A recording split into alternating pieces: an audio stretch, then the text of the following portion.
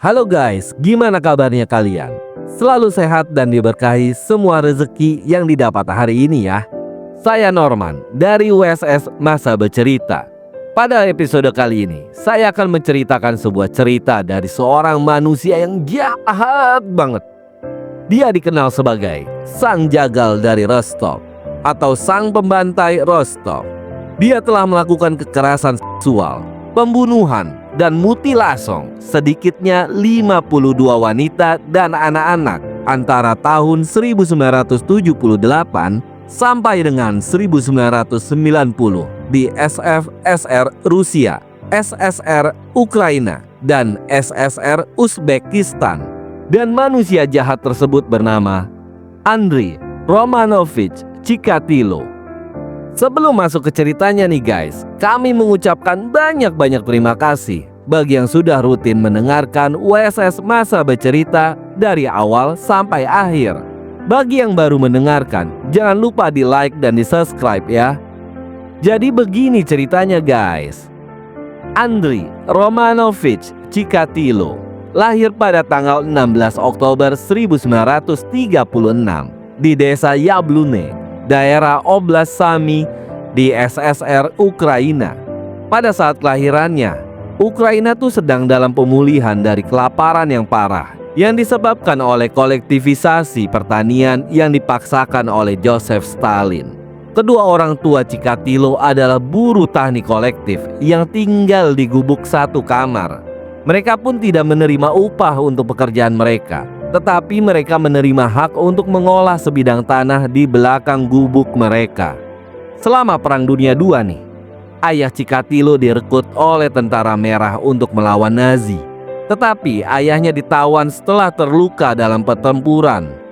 Nah, pada tahun 1943, ibu Chikatilo melahirkan Tatiana, yaitu adik Chikatilo. Tapi nih guys, kemungkinan besar itu merupakan hasil pemerkosaan oleh seorang tentara Nazi. Dan ini juga umum terjadi selama dalam pendudukan wilayah. Pada September 1944, Chikatilo mulai bersekolah. Sewaktu bersekolah dia sering tuh diganggu karena penampilan fisiknya dan sifatnya yang pemalu. Dan pada masa remajanya, Chikatilo pun menjadi seorang komunis yang bersemangat dan menjadi ketua komite Partai Komunis Remaja. Pada saat itu dia lulus dari sekolah pada tahun 1954 dengan nilai yang sangat baik. Nah sayangnya nih, ada suatu aib atau kelemahan pada dirinya, yaitu dia menderita impotensi kronis yang akhirnya membuat canggung secara sosial dan tentu akhirnya dia membenci dirinya sendiri. Hal ini terjadi pada tahun 1955. Di saat Chikatilo menjalin hubungan serius pertamanya, yaitu dengan seorang gadis lokal yang 2 tahun lebih muda darinya. Di banyak kesempatan nih, pasangan itu mencoba berhubungan intim. Tetapi pada setiap ada kesempatan, dia pun tidak dapat mempertahankan ereksinya. Setelah 18 bulan berjalan, akhirnya mereka putus. Setelah lulus sekolah, Chikatilo melamar beasiswa di Universitas Negeri Moskow. Meskipun di sana dia lulus ujian masuk dengan baik, tetapi dia ditolak oleh kampus tersebut. Dan pada saat itu dia berpikir, penolakan tersebut mungkin gara-gara catatan perang ayahnya yang sempat ditawan oleh pihak Nazi. Tetapi akhirnya dia juga mendaftar di sekolah kejuruan untuk menjadi teknisi komunikasi sambil bekerja sebagai buruh. Setelah lulus pelatihan selama 2 tahun, Chikatilo pindah ke Nizhny Tagil untuk bekerja di proyek konstruksi. Dia juga mengambil kursus teknik melalui Institut Komunikasi Elektroteknik Moskow. Setelah bekerja di sana selama 2 tahun, dia pun direkrut menjadi tentara Soviet pada tahun 1957 dan menjalani wajib militer hingga 1960. Sebelum bergabung dengan Partai Komunis, dia juga pernah bertugas di KGB di daerah Berlin Timur. Wow, dia seorang mata-mata KGB guys. Setelah dia menyelesaikan tugasnya, Chikatilo kembali ke desa asalnya untuk tinggal bersama orang tuanya. Dan pada tahun 1963-nya, Chikatilo pun menikah dengan seorang wanita lokal bernama Feodosia Otnacheva. Wanita tersebut dikenalkan oleh adik perempuannya, walaupun dia menderita disfungsi ereksi nih guys. Tetapi Cikatilo memiliki 2 orang anak loh dari istrinya. Pada tahun 1964, Cikatilo mendaftar sebagai mahasiswa korespondensi di Universitas Rostov untuk belajar sastra serta filologi Rusia. Dia mendapatkan gelarnya pada tahun 1970. Nah, sebelum lulus nih, dia tuh pernah bekerja untuk mengelola kegiatan olahraga regional selama 1 tahun.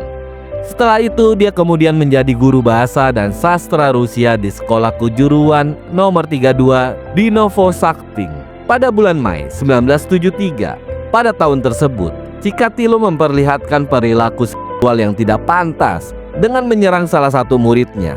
Dia berenang ke arah seorang gadis berusia 15 tahun dan meraba-raba buah dadanya dan alat kelaminnya. Tetapi saat gadis itu mulai melawan, dia pun mulai mengalami ejakulasi. Beberapa bulan kemudiannya, setelah banyak pengaduan dari murid dan orang tua murid, direktur sekolah memanggilnya untuk memberikan pilihan, yaitu mengundurkan diri atau dipecat. Tetapi nih guys, pada bulan Januari 1974, dia malah memilih untuk pergi secara diam-diam dan mencari pekerjaan baru di sekolah lainnya. Dan pada September 1978-nya, dia pun mendapatkan posisi mengajar di Sekolah Teknik nomor 33 di Shakti. Karir Cikatilo sebagai guru pun berakhir pada bulan Maret 1981. Setelah dia menerima beberapa pengaduan pelecehan anak terhadap murid laki-laki dan perempuan. Dan pada bulan yang sama juga, dia mulai bekerja sebagai juru tulis pasokan untuk sebuah pabrik yang berpusat di Rostov yang memproduksi bahan bangunan.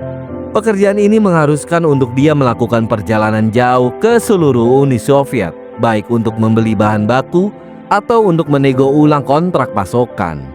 Nah guys, itu adalah latar belakangnya ya.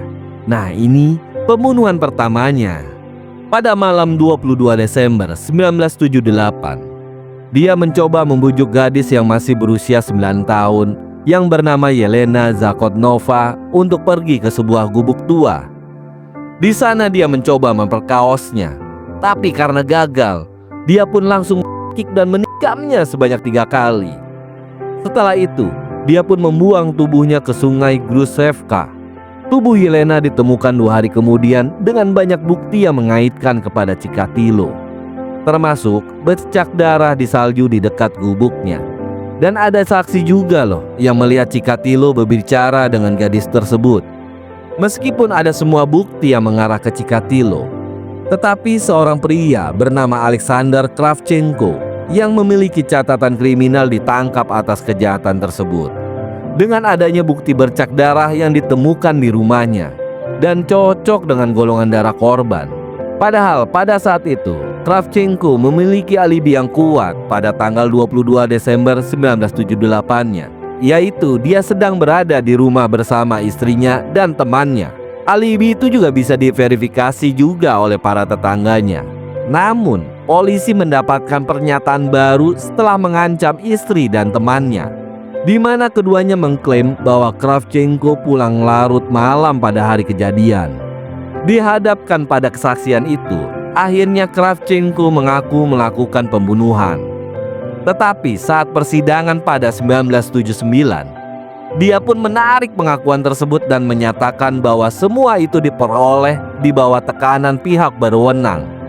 Meski begitu, dia tetap dijatuhi hukuman mati guys. Namun, hukumannya diringankan menjadi 15 tahun penjara oleh Mahkamah Agung pada Desember 1980.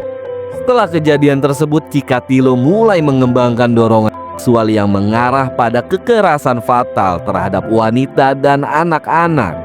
Pada bulan September 1981, Cikatilo merayu seorang siswi asrama berusia 17 tahun yang sedang berdiri di halte bus di pusat kota Rostov. Dia pun menawari vodka dengan dalih untuk membawanya ke daerah terpencil di hutan dekat Sungai Don. Tetapi begitu sesampainya di hutan, dia pun langsung menyerangnya dan mencoba memperkaosnya. Tetapi sekali lagi dia gagal ereksi. Di saat korban mulai menjerit, Cikatilo pun langsung memasukkan lumpur ke dalam mulutnya dan mencekiknya sampai mati. Dia kemudian memutilasi tubuhnya dengan giginya, termasuk merobek salah satu puting korban. Lalu dia menutupi tubuh korbannya hanya dengan daun dan koran. Tubuh korban pun ditemukan keesokan harinya. Pada tanggal 12 Juni 1982, Chikatilo pergi ke distrik Bagayevsky di Rostov hanya untuk membeli sayuran. Selama perjalanannya, dia bertemu dengan seorang gadis yang masih berusia 13 tahun bernama Lyubov Biryuk. Lalu tidak lama kemudian mereka pun berjalan bersama. Tetapi setelah jauh dari keramaian, Chikatilo pun langsung menyerang Biryuk, lalu membawanya ke semak-semak terdekat dan membunuhnya dengan menusuk dan menebasnya. FYI nih guys, saat jasadnya ditemukan pada tanggal 27 Juninya, ada 22 luka pisau di tubuh anak tersebut, serta juga ditemukan tanda-tanda bahwa dia ternyata diserang dari belakang. Setelah pembunuhan Biryuk, Chikatilo mulai membunuh tanpa henti antara Juli sampai September 1982. Totalnya nih, di antara bulan tersebut sudah ada 5 korban dan rata-rata berusia 9 tahun hingga 18 tahun. Dia tuh tidak segan untuk mendekati anak-anak pelarian, dan para gelandangan di stasiun dengan modus memujuk mereka ke lokasi terpencil, lalu bunuh mereka dengan cara brutal, seperti menusuk, menebas, dan mengeluarkan isi dari perutnya. Banyak korban mengalami mutilasong pada rongga mata, dan para ahli patologi menduga bahwa dia suka mencukil mata mereka. Korban dewasa Chikatilo seringkali seorang pelacur atau wanita tunawisma. Mereka terjebak dengan hanya dijanjikan alkohol atau uang karena tidak memuaskannya dalam berhubungan intim, dan dia juga hanya merasakan kepuasan di saat membunuh. Untuk mengelabui anak-anak dan remaja, dia juga menggunakan berbagai tipu daya sebelum membunuh mereka dengan keji. Biasanya nih, dia juga suka mengikat dan menutup mulut mereka. Setelah itu dia pun berusaha menyembunyikan mayat dari tempat perkara. Pada tanggal 11 Desember 1982, Chikatilo bertemu dengan seorang gadis berusia 10 tahun bernama Olga Stalmachenko. Dia sedang menaiki bus menuju rumah orang tuanya di Novosakhtink. Dia juga membujuk anak tersebut untuk meninggalkan bus bersamanya. Mereka terakhir terlihat oleh seorang penumpang lain, dan penumpang itu melaporkannya ke pihak berwenang. Chikatilo membujuk gadis tersebut ke ladang jagung di pinggiran kota. Di sanalah dia menikamnya lebih dari 50 kali di sekitar kepala dan tubuhnya, lalu merobek dadanya dan mengeluarkan usus bagian bawah dan rahimnya pula. Pada bulan Januari 1983, 4 korban pembunuhan dihubungkan dengan satu pembunuh. Tim polisi Moskow, yaitu yang dipimpin oleh Mayor Mikhail Fetisov, digunakan untuk menyelidiki di Rostov dalam sebuah operasi disebut Operasi Forest Path. Fetisov membentuk tim yang terdiri dari 10 penyelidik di Rostov, dan pada bulan Maretnya dia menunjuk Viktor Burakov, seorang analis forensik, untuk memimpin penyelidikannya. Bulan berikutnya, jasad Stalmachenko ditemukan dan Burakov mulai melakukan pemeriksaan. Pada saat itu, dia menemukan banyak luka dan ludah di rongga mata korban yang mengonfirmasi keberadaan pembunuh berantai. Chikatilo, si sang pembunuh, tidak beraksi lagi hingga bulan Juni 1983. Ketika itu dia membunuh seorang gadis berusia 15 tahun.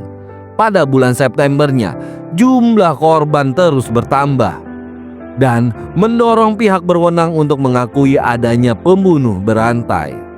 Dan pada tanggal 6 September, 6 pembunuhan secara resmi dikaitkan dengan pelaku yang sama. Oke guys, mau tahu kelanjutannya kan?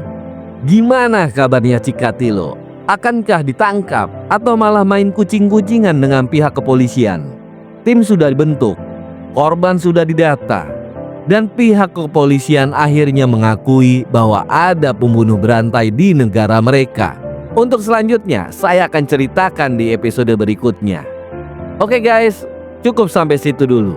Terima kasih telah mendengarkan cerita ini. Jangan lupa untuk berbagi pendapat Anda di kolom komentar dan dukung channel ini dengan di like dan di subscribe ya. agar kalian tidak ketinggalan cerita kriminal dari kami. Sampai ketemu di cerita-cerita selanjutnya. Cerita apa lagi ya? Sampai jumpa guys.